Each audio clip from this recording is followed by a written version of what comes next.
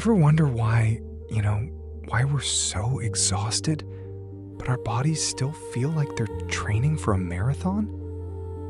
We really need to talk about why we can't just relax our way out of survival mode. It's that heavy, that buzzing feeling we get when the day is done, the lights are low, and yet our internal engine is still revving at redline. We're lying there in bed, but our muscles are braced for an impact that never actually comes. We call this the ghost of the marathon. It's a state where, you see, our minds know we're safe, but our biology, it just hasn't received the memo yet. For so many of us here, this has honestly become our default setting.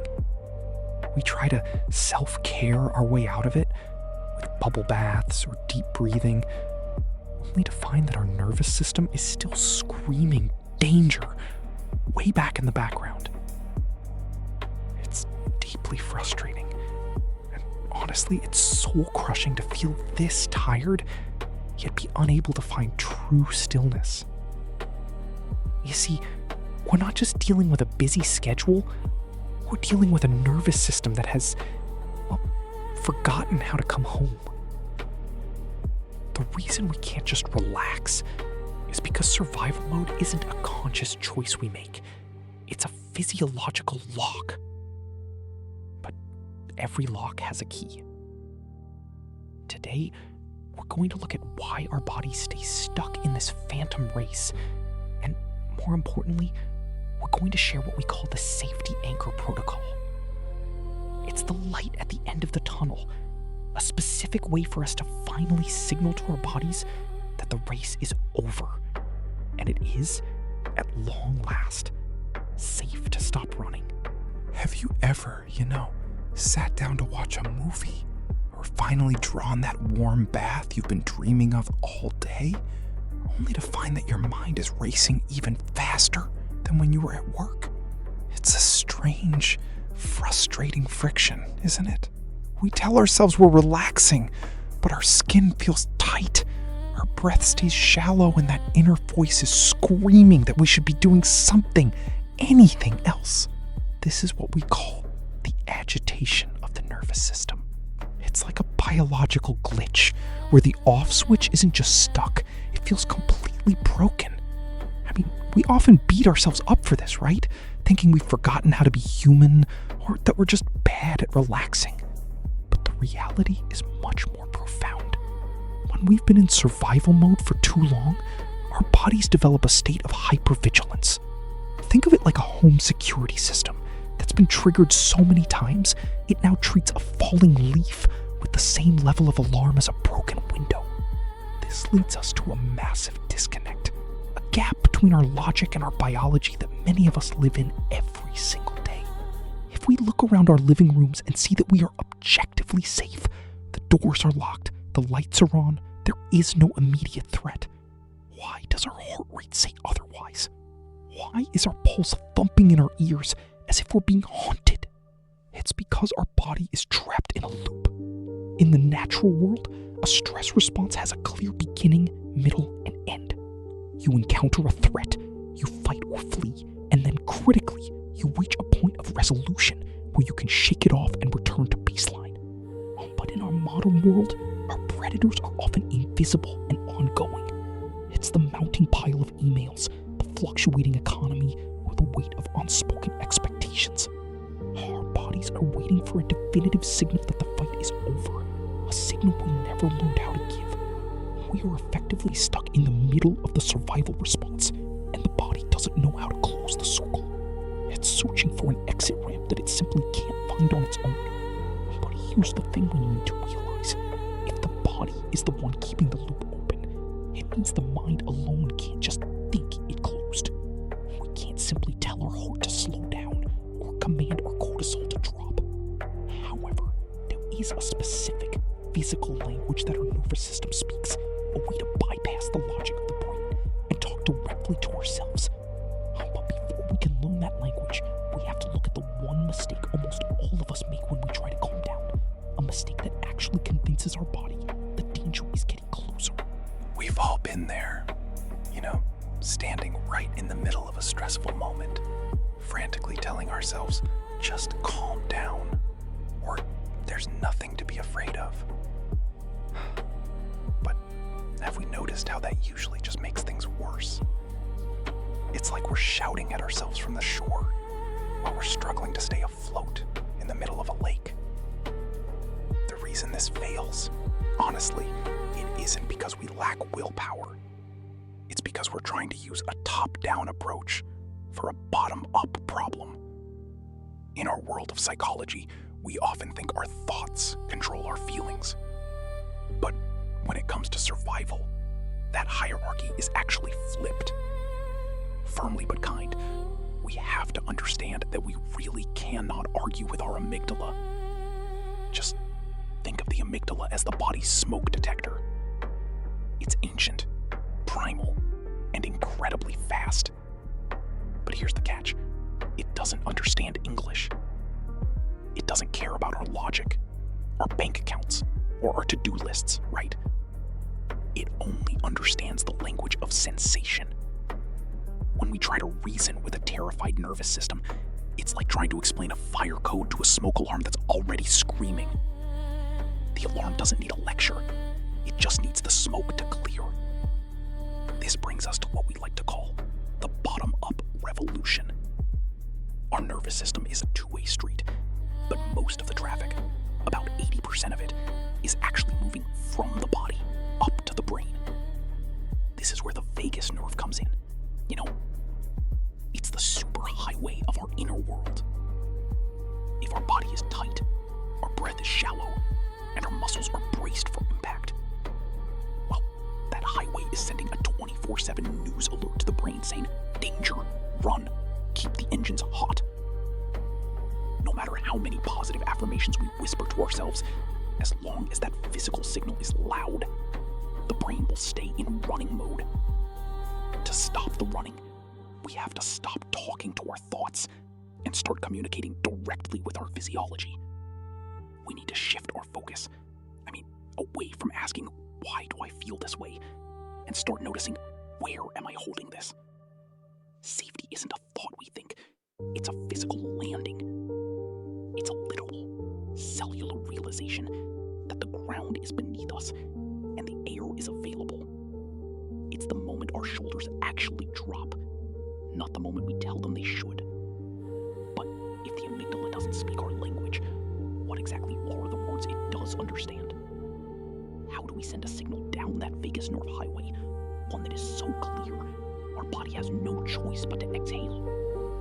It turns out there are 3 specific sensory keys that can bypass the thinking brain and unlock that survival loop in real time. And once we learn how to use them, the running doesn't just slow down, it finally stops.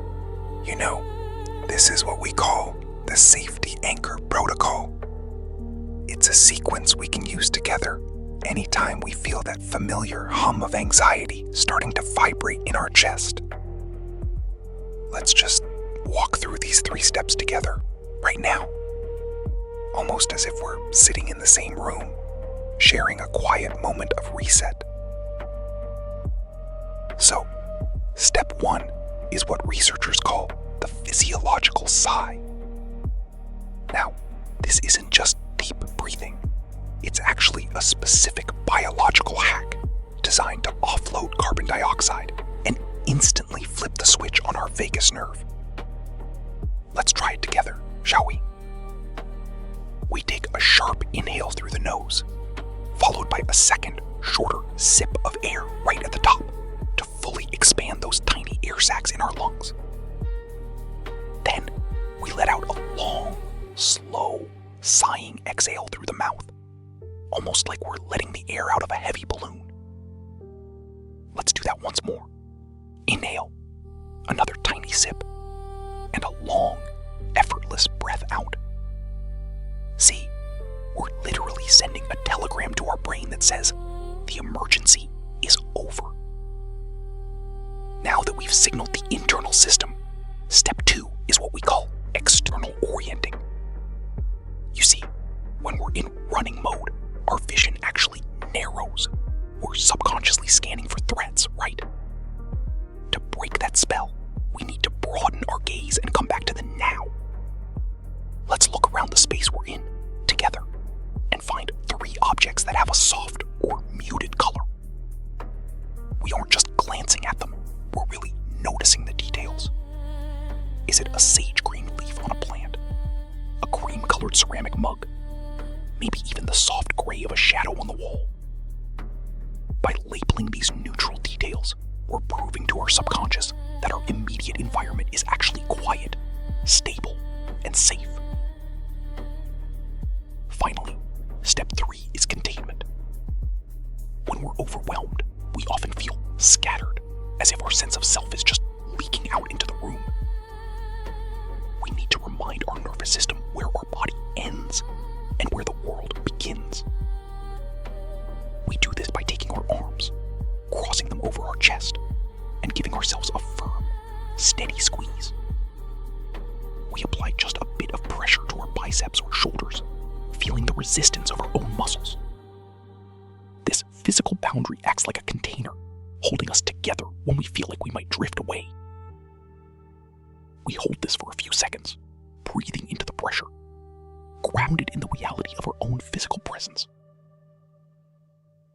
These 3 steps, the sigh, the orienting, and the containment, they're the anchors that pull us back to the shore.